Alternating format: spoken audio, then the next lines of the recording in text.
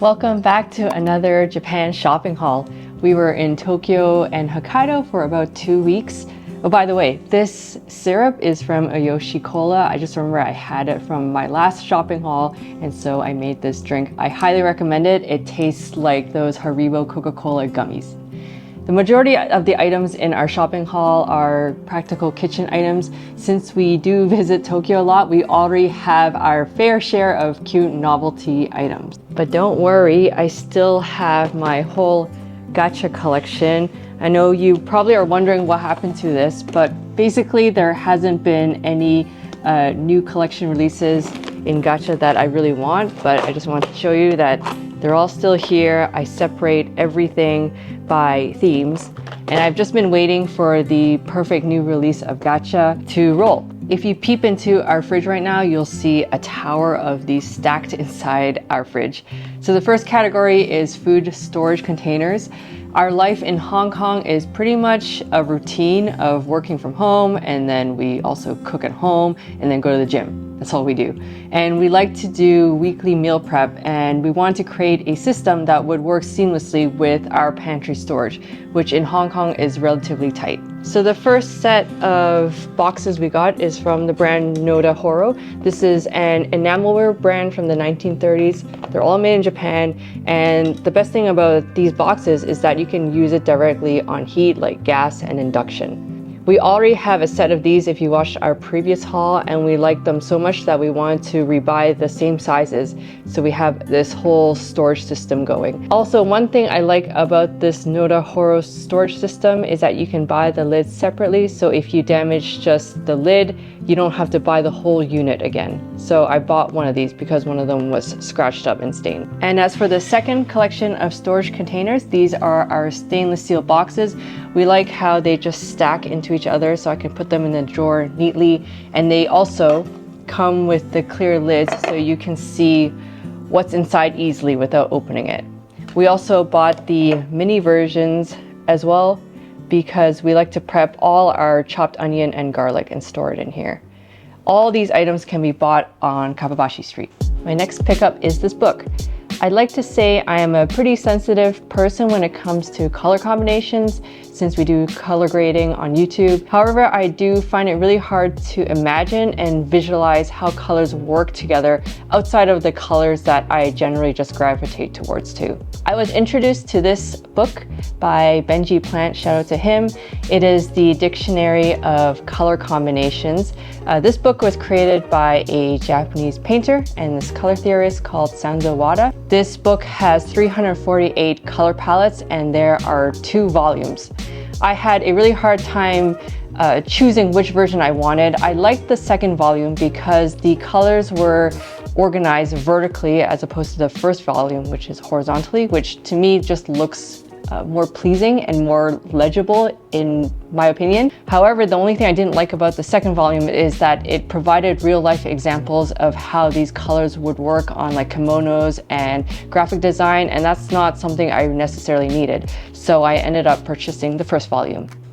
I bought this book because we are slowly, at snail's pace, decorating our apartment, and sometimes I really have a hard time figuring out what color combos look best on a large scale, and I can never make up my mind. So this book will really help me decide what kind of furnishings I should get and how colors can look on a room. The next two items are from today's special. They're little milk jugs, but I love how at Japanese Kissa, they use these to serve syrups on puddings. I've had my eye on these for ages because they're so useless. I never bought them, but this time I was like, what the heck, let's do it. We're always trying to maximize our sink space because Hong Kong sinks are relatively small, and I found this sponge holder at Standard Products.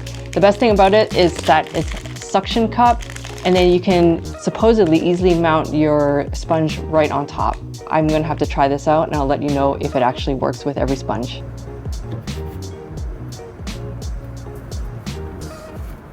Whoa, cool! Our current dish rack is over 10 years old and it's plastic, so we want to replace the utensil drawer with this stainless steel one.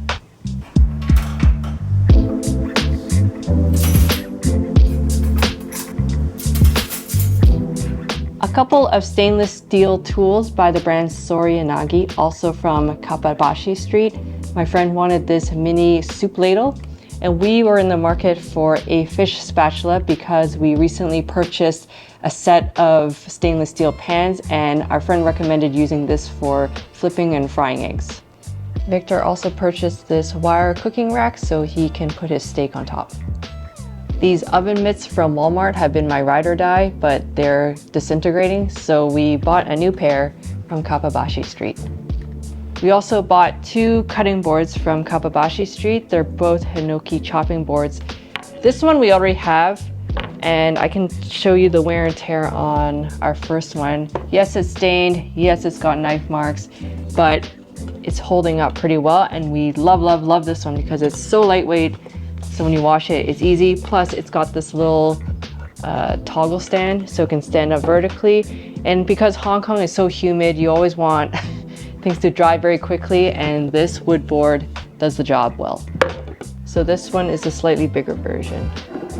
While Victor likes to work on large chopping boards like this, I prefer the small ones because they're just easier to move around the countertop. And this one caught my eye. Also, the packaging is just very pretty. Oh yeah.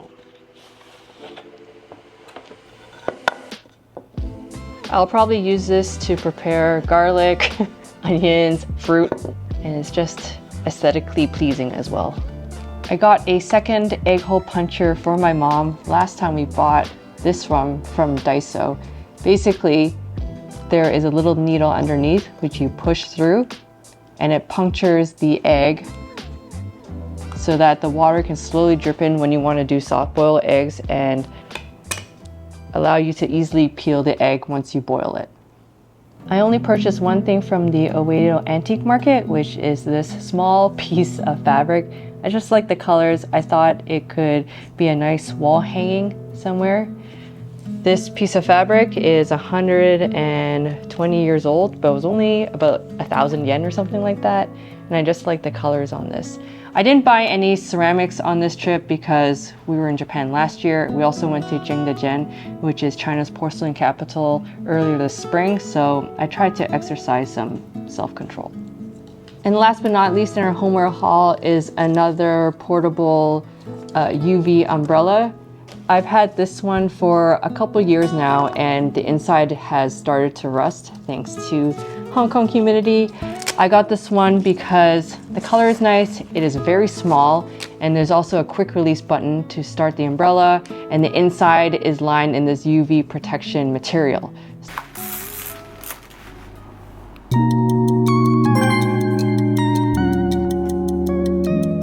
My favorite two pieces from this haul are from the Tokyo City Flea Market from Guerrilla Vintage. I bought two pieces from Isimiyaki from their Please Please collection.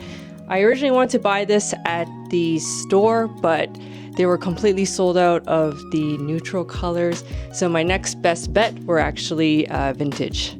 It was quite an experience trying on things at the Tokyo City Flea Market. They had a makeshift tent, and I basically tried everything outdoors.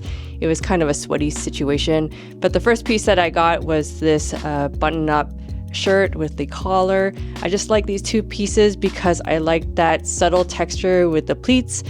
So the second one is a turtleneck style shirt, and yes, because it is white, there are a few stains on it, but I don't think you can see it unless you look up close. I've already worn this for a photo shoot that you'll probably see coming up in the next few weeks. First up is Uniqlo and GU.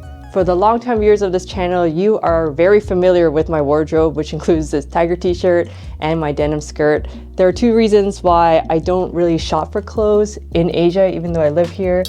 The first being is I'm considered a large here. I am an extra large in Uniqlo and on Taobao, and even then the pants are too short on me. So I usually actually buy my Uniqlo pants in Canada where it's a longer fit. Second of all, in Asia, it is hot until November and December, so I really have no incentive to buy new clothes because I can't even layer until January or February. The first top is the cotton pointel tee. Victor says it kind of looks like an undershirt because of this kind of lace detail on it. I just picked this up because it is very similar to the Uniqlo ribbed cotton tee I've been wearing for years. This is the front open shell top. It's got buttons along the front, and I like how it's sleeveless because in Hong Kong I'm always sweating. I got it in black, and then I also got it in white. The next top is this ribbed t-shirt in this light pistachio green. I mean, there's not much to say about it. It's just a nice basic tee. I think that would go well with a pair of trousers. I know I went into Uniqlo shopping for summer clothes, but I ended up buying two things for autumn. These are the ribbed Henley shirts for women, actually. I know the male version is very popular, and I just like these as layering basics for when it does get cold, which will be December. I think this is a nice simple layering piece to put a jacket on top, and it's very similar to that same Uniqlo cotton t-shirt that I have in this gray. And the last top I got is from GU, which is this cowl neck ribbed shirt. We went to a few nicer restaurants this past Tokyo trip, and I feel like sometimes you do want to dress up a bit instead of just wearing like oversized tees like this. So that's why I got the Issey pieces, and then also this one, which I think would be perfect for date night. In my opinion, I like how it's a t-shirt, but it's got this cowl neck with this soft draping effect, so it looks very simple, elegant, but also very comfortable to wear. See, your girl went ham! These are a few pieces from other Japanese brands other than Uniqlo, starting with this striped t-shirt. For me, I like buying clothes that are simple but have a large visual impact, so I gravitate a lot towards color when choosing some of my pieces. This one is from a brand called Spick & Span. It's a very simple striped t-shirt. I just like this dark chocolate brown with this ocean blue, and it really reminds me of my other favorite piece from Beams, which is this shirt that you've seen a lot. And these are my favorite color combos. I have a lot of white ribbed tank tops, but when I was in Japan, I found these colored versions. They're both from Beams. The first one is this two-tone red one, which I really like. And then the second one is a made in Japan version. This one is a little pricier because it is made there, and I like how it has that like collegiate kind of vibe to it. I don't know if the colors are picking up on screen, but it's got a forest green collar and sleeve, and then a navy body.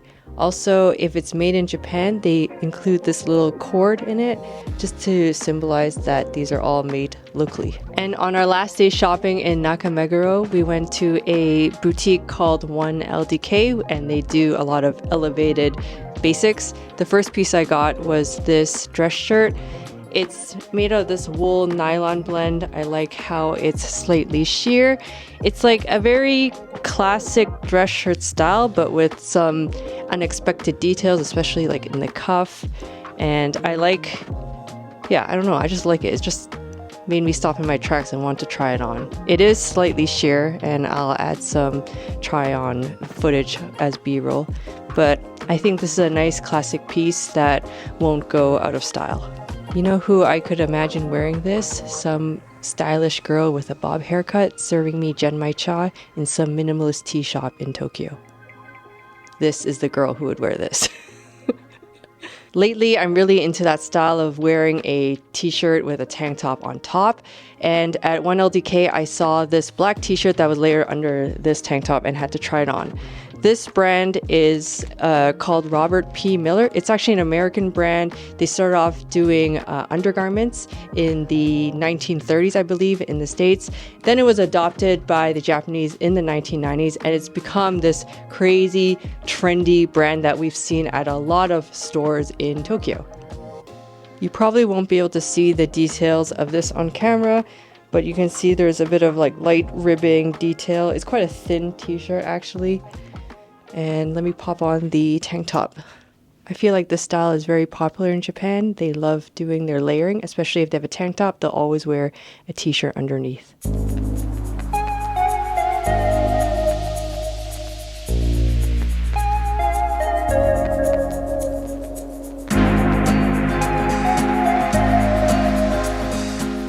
As Sam mentioned earlier, Hong Kong gets really hot and humid, and it's basically brutal outside. We're sweating every single day.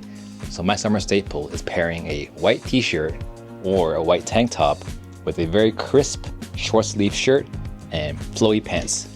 This is what I got in Japan. The first item is a pair of trousers that I wear all summer long. It's from Beams. Right now I'm wearing the navy color. I also own the gray color. I've been waiting for Beams to come up with the black one, and they finally have it this summer. This trouser has a double pleat and it's very flowy and it's very thin, really good for humidity. And the back pocket has two pockets here, one button and one no button. And it has the technology, it's called Cool Summer Dots, which I think is about how the air can travel through the pants as you walk. The next two shirts are from a brand called Casper John. I really like my lace shirts. I have one in navy from Saturday NYC, and this is a white one. And this one, I really like the blue color because it reflects the summer heat in Hong Kong. The next shirt I have on the rack is a 1970s German shirt. It's from the Oedo Antique Market in Ginza. Not a lot of stores that sell clothing, but this little stall had a bunch of vintage jackets and shirts. I'm surprised how clean it is because it's so pristine. It looks brand new, no stains at all, and it's in this very light blue checkered pattern, which I really like. The next shirt I have with me right now is from a brand called Journal Relume Standard. The material is really cool. I think of it as like a dry towel material. It's a bit of a charcoal, a bit of gray, and it comes out in different stripe patterns. I think it's really good to wear in the summertime.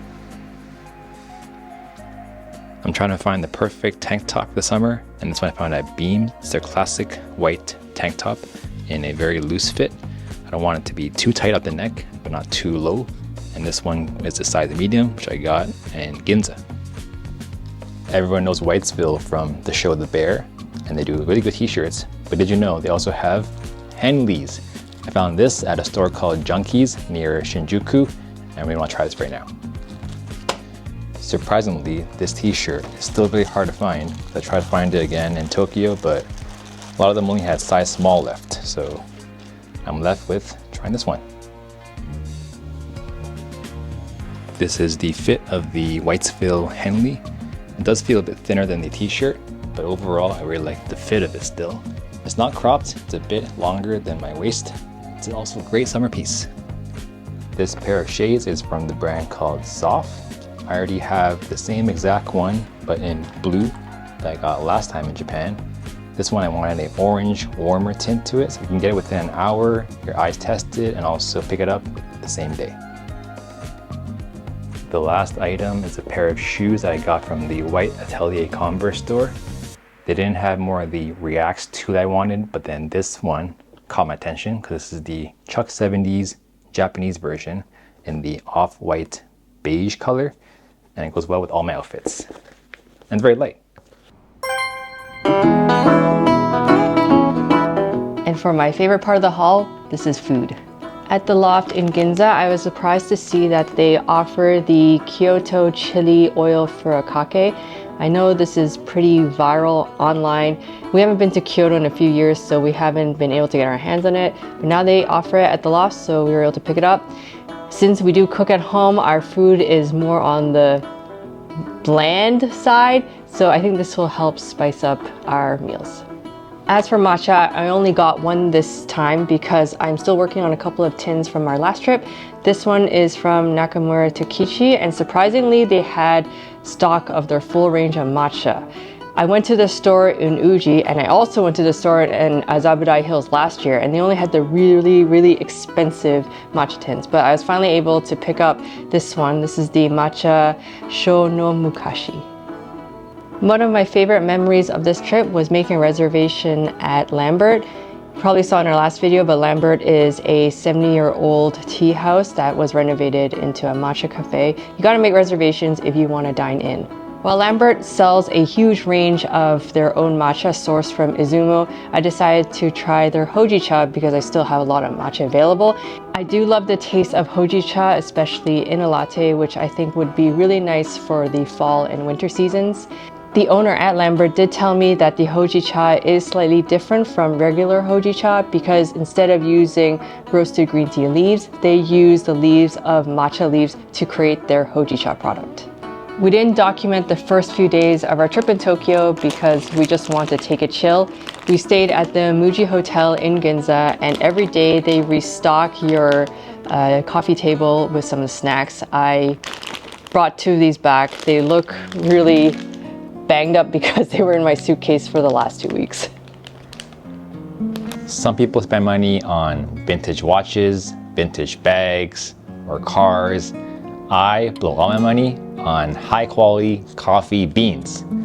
This brand, well, obviously you know, is from Bongen. Our favorite blend of coffee so far is the Ethiopia honey in the juicy and red wine flavor. Every Tokyo trip, this bag of beans increased the price, but it's too addicting, so we keep buying them anyways. If you know a bean that's similar in taste, but cheaper in the price, let me know, because I want to save money, but this is too addicting. Also from Ginza Loft, we picked up a shichimi powder to spice up our meals and add some flavor to our proteins. Next, we have a bag of beans from our visit to Saitella. This is a retro quisquetin that is based in Shibuya. This is the Honduras roast, also roasted in All Seasons Cafe. The cool thing about this bean is that it is a Japanese roast coffee, but also has very fruity notes. Next is a gift from our hotel from Hakodate. This is a dashi stock, and then you're meant to just add water to it and treat it like chicken stock. We ran out of kombu at home, so it's perfect timing because Hakodate is famous for their dried seaweed. And we got 2 packs here. We use kombu to create a deeper flavor in our hot pot and soups. The first one we got in our morning market tour with the hotel in Hakodate. Second one, I bought it because I saw this grandma selling at a food court and I wanted to support her. We bought a bit too much here, so this will probably last us for a whole year to finish.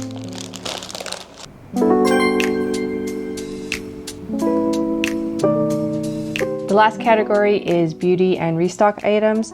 The first thing I have here is the Enhoney Melty Shampoo. I featured this a couple of times already. I don't recommend buying it if you don't have the luggage storage for it, but because we had some space, I decided to buy it in Japan.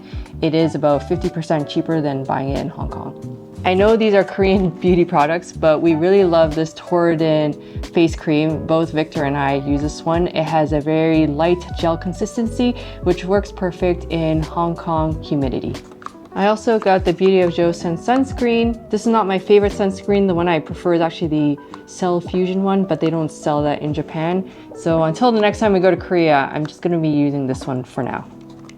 And from Dior, I've been using this Forever Skin Corrector in the shade of 2. And every time I go to Japan and I'm running low on this concealer, I will pick it up in Japan because it is a lot cheaper to buy it there. Especially if you go to Mitsukoshi and you have their 5% member card, you can get the membership discount on top of the tax-free discount. So that's something I highly recommend you do if you're looking for Dior makeup products at least. And I purchased 2 of them because I just finished another bottle of this. The next item is my go-to hair wax, the very matte, solid hold wax. The brand's called Theo. I got this in Ginza Loft, or even cheaper if you can find it at Donkey, but they don't always have that, so Loft's better choice. The next item is from a brand called Kantan. It's a hair care milk. I tried this at a hotel one time. The smell is really nice and it's very refreshing. It's supposed to be a leave-in conditioner for your hair, so I put this on after my shower. The next item is my go-to face wash. The brand's from Bulk Om. This I've been using for the longest time as well. Really like the smell of it and the very easy to use packaging. It's just a plastic bag. I unscrew it and I just take it out.